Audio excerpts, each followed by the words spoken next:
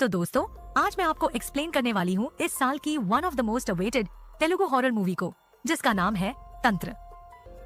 कहानी की शुरुआत होती है एक गहरी रात से, जहाँ एक बूढ़ा आदमी खेतों की तरफ जा रहा होता है। तभी उसकी नजर पास के एक पेड़ पर पड़ती है।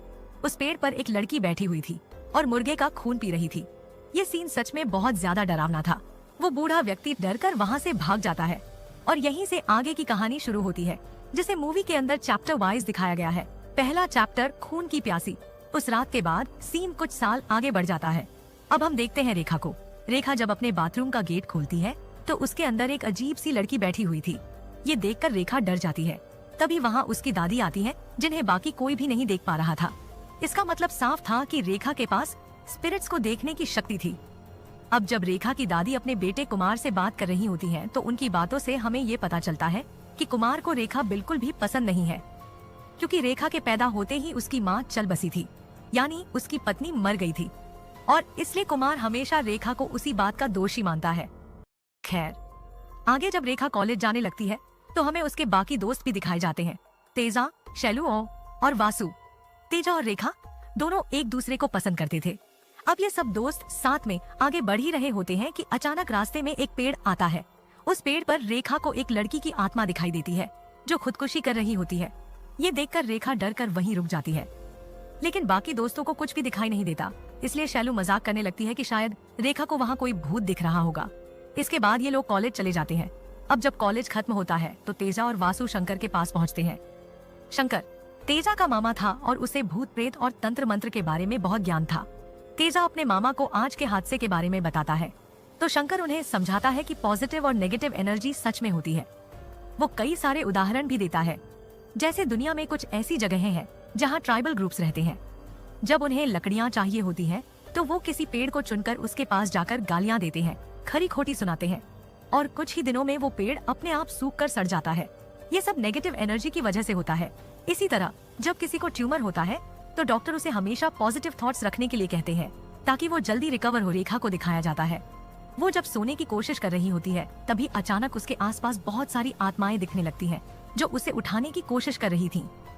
रेखा डर जाती है और थोड़ी ही देर में वो अपने आप उठकर कहीं जाने लगती है, जैसे किसी ने उसे पोजेस कर लिया हो या आत्माएं उसको गाइड कर रही हो। उसकी दादी ये सब देख लेती हैं और कुमार से कहती हैं कि वो रेखा के पीछे जाए, लेकिन कुमार जाने से मना कर देता है, क्योंकि उसे लगता है कि रेखा को नींद में चलने की बीमारी है। इधर रेखा चलते चलते कब्रिस्तान में पहुंच जाती है, क्योंकि रेखा को रात की थोड़ी थोड़ी बातें याद रहती हैं। इसलिए वो गांव के एक मौलवी के पास जाती है। रेखा सब कुछ बताती है, तो मौलवी उसे थोड़ा इंतजार करने के लिए कहते हैं। उसके बाद वो उसे एक ताबीज बांधने वाले थे। रेखा वहाँ से निकलकर वापस अपने दोस्तों के साथ कॉलेज जाने लगती है। आज रास्ते में गांव का एक आदमी तेजा से उसके घर के ड्रेनेज पाइप को ठीक करने के लिए कहता है, लेकिन तेजा मना कर देता है, क्योंकि वो लोग कॉलेज जा रहे थे। तभी वो आदमी तेजा पर भड़क कर उसे सुनाने लगता है, और उसकी बातों से हमें पता चलता है कि असल में तेजा की माँ प्रोस्टिट्यूशन का काम करती थी। उनके मरने के बाद तेजा छोटे मोटे काम करके अपनी पढ़ाई का खर्चा निकाल रहा था, लेकिन तेजा उसकी बातों पर ध्यान नहीं देता और दोस्तों के साथ कॉलेज चला जाता है। आज कॉलेज खत्म होने के बाद तेजा रेखा के घर जाता है। कुमार घर पर नहीं था। वहाँ रेखा तेजा को गले लगा लेती है, क्योंकि उस आदमी ने तेजा की बहुत बेइज्जती की थी, और ये चीज रेखा को बिल्कुल अच्छी नहीं लगी थी। पर तेजा को अपनी माँ की कोई परवाह नहीं थी। वो कहता है कि उसकी माँ ने कभी उसे बेटे की तरह ट्रीट नहीं किया था। इसके बाद दोनों साथ में घूमने निकल जाते हैं और पूरा दिन बहुत खुश रहते हैं। रात को जब रेखा सो रही होती है तो उसे किसी की आवाज सुनाई देती है, जो उससे खून मांग रहा था। रेखा अपने पैर पर कट मारकर एक ग्लास में खून भर देती है और वहाँ रखकर सो जाती है। ये चीज बहुत अजीब थी। सुबह जब उसकी आंख खुलती है तो ग्लास खाली था, लेकिन पिछली रात के बारे में रेखा को कुछ भी याद नहीं था। अब तक मौलवी वापस आ चुके थे। वो रेखा को एक ताबीज बांध देते हैं। इधर हम तेजा को देखते हैं, जो आज भी अपने मामा शंकर से काले जादू के बारे में बातें कर रहा था। बातों के दौरान शंकर बताता है कि उसने काला जादू करना क्यों छोड़ दिया था। अब सीन चला जाता है पास में। हम छोटे शंकर को देखते हैं। उसकी माँ उसके पिता को छोड़कर चली गई थी। फिर उसके पिता ने भी शंकर को छोड़ दिया। शंकर को खाने पीने के लिए मंदिर से भीख मांगनी पड़ती थी। तभी वहाँ एक लड़की आती है। वो शंकर से बात करती है और उसे खाना पीना देती है। धीरे धीरे दोनों अच्छे दोस्त बन जाते हैं। फिर जब वो किशोर अवस्था में पहुँचते हैं तो शंकर उस लड़की को इम्प्रेस करने के लिए काला जादू सीखने लगता है। उसके लिए उसे शिव साधना करनी थी। इस साधना में एक डेड बॉडी का इस्तेमाल करके साधक शक्तियां हासिल करता है। जब शंकर वो साधना कर रहा होता है तभी अचानक वो डेड बॉडी खड़ी हो जाती है। शंकर बहुत डर जाता है और वहीं पर बेहोश हो जाता है। अब सीन वापस प्रेजेंट में आता है। शंकर बताता है कि उस दिन के बाद से उसकी तबीयत बहुत बिगड़ गई थी। बाद में जब वो लड़की शंकर से मिलने आई तो शंकर ने सब सच बता दिया। लड़की ने शंकर से वादा लिया कि वो कभी ऐसा कुछ नहीं करेगा, लेकिन शंकर ने अपना वादा तोड़ दिया और उसी लड़की पर वशीकरण नाम का काला जादू कर दिया। अब वहाँ से दूसरा चैप्टर शुरू होता है जिसका नाम है पाताल कुत्ती। हम रेखा, वासु और तेजा को देखते हैं। ये लोग कॉलेज जाने के लिए शैलू का इंतजार कर रहे थे, लेकिन जैसे ही शैलू वहाँ आती है, रेखा अपनी शक्तियों की मदद से उसके पीछे एक आत्मा देख लेती है जिसने शैलू को पोजेस कर रखा था। शुरू में रेखा नॉर्मल बिहेव करती है, लेकिन शाम को वो तेजा से मिलकर सब बताती है। रेखा कहती है कि गांव के मौलवी ने उसे बताया है शैलू को किसी ने वश में कर रखा है, और ये चेक करने के लिए रेखा उसी दिन शैलू के घर भी गई थी। अब सीन जाता है उस वक्त पर। रेखा शैलू से कहती है कि वो एक पाउडर पर थूक दे। शैलू ऐसा ही करती है। फिर रेखा उसके सामने एक नींबू रख देती है। अचानक वही आत्मा बाहर आ जाती है और रेखा को मारने की धमकी देती है। डर कर रेखा वहाँ से निकल जाती है। जब वो बाहर आकर उस पाउडर को देखती है तो वो खून बन चुका था। इसका मतलब साफ था कि सच में शैलू पर भूत का साया था। ये सब जानने के बाद रेखा और तेजा जाकर शैलू के घर वालों को सब बता देते हैं। रेखा ये भी बताती है कि ये काला जादू पाताल कुत्ती है। जिसने भी शैलू पर ये किया है वो उसे अपने पास बुलाकर इस्तेमाल करना चाहता है, और शैलू को बचाने के लिए उन्हें उस आदमी का सर काटना होगा जिसने ये सब किया है। शुरुआत में किसी को भी रेखा की बात पर यकीन नहीं होता, लेकिन रात में शैलू कब्रिस्तान की ओर जाने लगती है। तेजा, वासु और शैलू का भाई उसका पीछा करने लगते हैं। वहाँ एक तांत्रिक मौजूद था, लेकिन तेजा और बाकी सब उसकी नजर में नहीं आना चाहते थे, इसलिए वो लोग वापस लौट आते हैं। अगले दिन तेजा शंकर से जाकर पाताल कुत्ती के बारे में पूछता है। शंकर उसे गंगा जल अपने साथ ले जाने की सलाह देता है। अगली रात शैलू फिर से कब्रिस्तान पहुंचती है। वहाँ तांत्रिक उसे खून से सने चावल खाने के लिए देता है।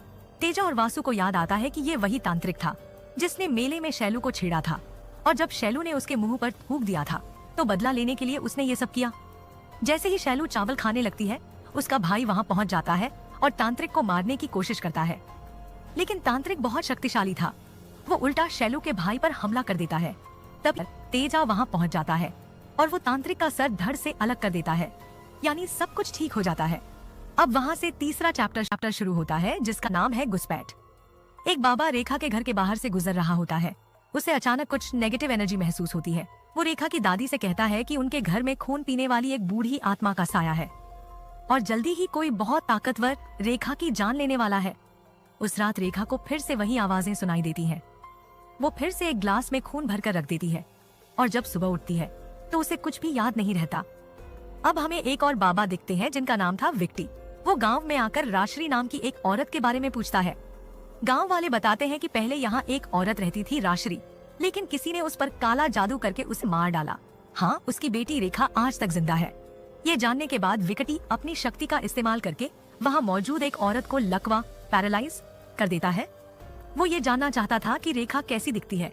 फिर वो एक नींबू पर मंत्र पढ़कर उसे रेखा के कॉलेज के पास रख देता है। जैसे ही रेखा अपने दोस्तों के साथ कॉलेज पहुंचती है, वो नींबू लुढ़कते लुढ़कते उसके पैरों के पास आकर रुक जाता है। यानी विकटी को अब रेखा का पता चल गया था। रात को विकटी उसी नींबू पर काला जादू करता है। वो मंत्र पढ़ना शुरू करता है। इधर रेखा के कमरे में एक किन्नर की आत्मा आती है और उसे पकड़कर विकटी के पास ले जाने लगती है, लेकिन सही समय पर रेखा के हाथ में भगवान जी की फोटो आ जाती है। वो आत्मा डरकर गायब हो जाती है। अब सच सामने आने लगता है। लोग हमेशा कहते थे कि रेखा की माँ उसकी वजह से मरी थी, लेकिन हकीकत ये थी कि उस पर काला जादू हुआ था। यानी कुमार ने सारी बात गलत समझी थी। अगले दिन रेखा डरते डरते फिर मौलवी के पास जाती है और सब बताती है। मौलवी उसकी मदद करने के लिए मंत्र पढ़ना शुरू करता है, लेकिन उसी समय विकटी भी रेखा को अपने पास बुलाने के लिए मंत्र कर रहा होता है। दोनों मंत्रों की टक्कर से विकटी का काम असफल हो जाता है और वो गुस्से से पागल हो जाता है। रात को जब मौलवी कहीं जा रहा होता है, अचानक एक आत्मा उसके सामने आती है और उसे मार डालती है, क्योंकि वो रेखा की मदद कर रहा था। अगले दिन यह खबर तेजा और बाकी सबको मिलती है। वो शॉक हो जाते हैं। उन्हें पता था कि मौलवी रेखा की मदद कर रहा था, इसलिए उसकी जान ली गई।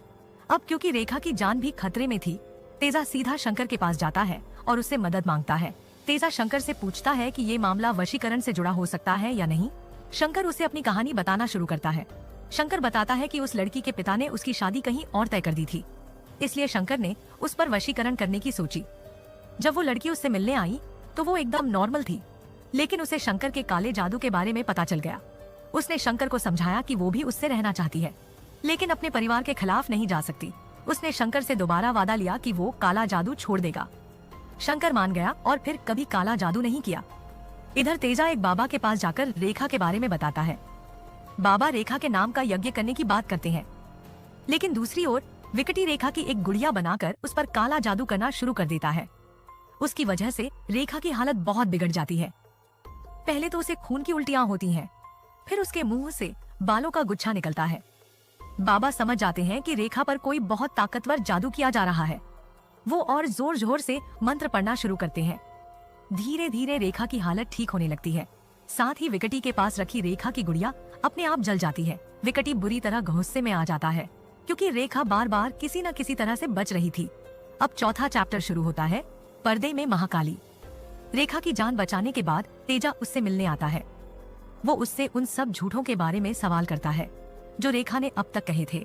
सबसे पहले ये कि मौलवी ने उसे शैलू के बारे में बताया था, लेकिन जब मौलवी जिंदा था तेजा ने उससे खुद मिलकर पूछा था। मौलवी ने साफ कहा था कि उसने कभी रेखा से ऐसी कोई बात नहीं की। तेजा ने विकटी से भी पूछा था कि उसने मौलवी को क्यों मरवाया, लेकिन विकटी ने कहा था कि वो बस रेखा को मारने आया है, मौलवी से उसका कोई लेना देना नहीं है। बाबा ने भी तेजा से कहा था कि रेखा की जान खतरे में तो थी, लेकिन वो उनके यज्ञ की वजह से नहीं बची। असल में कोई और काला जादू करके रेखा को बचा रहा था, और वो दूसरा काला जादू करने वाला कोई और नहीं बल्कि खुद रेखा थी। रेखा रात को नींद में चलने का बहाना बनाती थी। असल में वो कब्रिस्तान जाकर काला जादू करती थी ताकि खुद को बचा सके। अब रेखा खुद भी ये सब मान लेती है। वो अपने बारे में सच बताना शुरू करती है। रेखा अपने बारे में बताने से पहले अपनी माँ राजेश्वरी की कहानी सुनाती है। राजेश्वरी वही लड़की थी जिसे शंकर पसंद करता था। हर साल उसके अंदर देवी आती थी, इसलिए गांव में लोग उसे बहुत मानते थे। जब कुमार की नजर राजेश्वरी पर पड़ी और उसे पता चला कि वो उसकी ही जाति की है, तो उसने उससे शादी कर ली। लेकिन शादी के बाद राजेश्वरी को पता चला कि कुमार असल में गे था।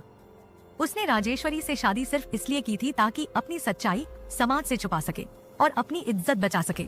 कुमार बहुत बुरा इंसान था। वो राजेश्वरी को टॉर्चर करता था। उसे शक रहता था कि राजेश्वरी का कोई बॉयफ्रेंड होगा या उसके कई लोगों के साथ शारीरिक संबंध होंगे। उसकी सोच बहुत गंदी थी, लेकिन राजेश्वरी ने कभी किसी से शिकायत नहीं की। इसी दौरान गांव में विकटी रहता था। उसकी नजर एक दिन राजेश्वरी पर पड़ी और वो पहली नजर में ही उसे पसंद करने लगा। यहीं से 5वां चैप्टर शुरू होता है, वज्रोली रति। विकटी को राजेश्वरी से प्यार हो गया था। वो धीरे धीरे कुमार से दोस्ती बढ़ाने लगा। दोनों इतने अच्छे दोस्त बन गए कि कुमार ने विकटी को अपना सबसे बड़ा राजर भी बता दिया। कुमार ने कहा कि वो राजेश्वरी को मारना चाहता है, क्योंकि अगर राजेश्वरी को बच्चे नहीं होंगे तो उसकी सच्चाई सबके सामने आ जाएगी। तब विकटी ने उसे काले जादू का रास्ता बताया। उसने कुमार से राजेश्वरी के बाल और नाखून मंगवाए। जैसे ही कुमार ने वो सामान दिया, विकटी साधना शुरू कर देता है। वो कुमार से कहता है कि 7 दिन तक राजेश्वरी को खून से सने चावल खिलाए। कुमार मान जाता है और लगातार 7 दिन तक ऐसा ही करता है। धीरे धीरे राजेश्वरी की तबीयत बहुत बिगड़ जाती है। 8वें दिन विकटी साधना पर बैठा होता है और राजेश्वरी उसके वश में होकर दुल्हन की तरह तैयार होकर वहाँ पहुँच जाती है। विकटी उसके साथ संबंध बनाने लगता है, लेकिन बीच में ही उसका काला जादू पलट जाता है। वो पागल होकर गांव से भाग जाता है। लेकिन इस काले जादू की वजह से राजेश्वरी पर बुरी शक्तियां हावी होने लगती हैं। वो परेशान होकर खुदकुशी करने ही वाली थी कि उसे पता चलता है कि वो प्रेग्नेंट है और ये बच्चा विकटी की वजह से था। इसलिए राजेश्वरी ने अपनी जान नहीं ली। उसने रेखा को जन्म दिया, लेकिन जन्म के कुछ ही समय बाद उसकी मौत हो गई। चूँकि रेखा काला जादू के समय पैदा हुई थी, इसलिए उसके अंदर भी काली शक्तियाँ समा गईं। वो आत्माओं को देख सकती थी। रेखा ये भी बताती है कि असल में उसने ही मौलवी को मारा था, क्योंकि मौलवी ताबीज देने के बहाने लड़कियों को छूता था। रेखा बताती है कि शैलू की जान भी उसने खुद बचाई थी, और क्योंकि राजेश्वरी को पता था कि विकटी वापस आएगा, इसलिए वो आत्मा के रूप में रहकर अपनी बेटी रेखा को बहुत सारे तंत्र मंत्र सिखाती रही। ये सब ज्ञान उसे शंकर से मिला था। रेखा आगे बताती है कि हर पूर्णिमा की रात उसे खून पीना पड़ता है। अगर वो ऐसा न करे तो वो एक हैवान बन जाएगी। बचपन में वो मुर्गे मारकर उनका खून पीती थी। याद है शुरुआत में जब बूढ़े आदमी ने एक लड़की को मुर्गे का खून पीते देखा था? वो लड़की रेखा ही थी। एक बार एक औरत ने रेखा को खून पीते देख लिया। डर कर वो भागी और ट्रक के नीचे आकर उसकी मौत हो गई। वो औरत और कोई नहीं बल्कि तेजा की माँ थी। यानी तेजा की माँ की मौत भी इनडायरेक्टली रेखा की वजह से हुई थी। उसके बाद रेखा ने तय कर लिया कि अब वो किसी जानवर को नहीं मारेगी, इसलिए उसने खुद को काटकर अपना ही खून पीना शुरू कर दिया। वो जो ग्लास में खून रखती थी वो इसी वजह से था, ताकि वो एक हैवान न बन जाए।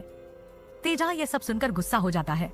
वो कहता है कि रेखा की वजह से ही उसकी माँ मरी थी। तेजा गुस्से में रेखा को बुरा भला कहकर शंकर के पास जाता है। वो शंकर से राजेश्वरी के बारे में पूछता है। शंकर बताता है कि राजेश्वरी की शादी के बाद वो बहुत परेशान हो गया था। वो रोज उसके घर जाता था ताकि उसे देख सके।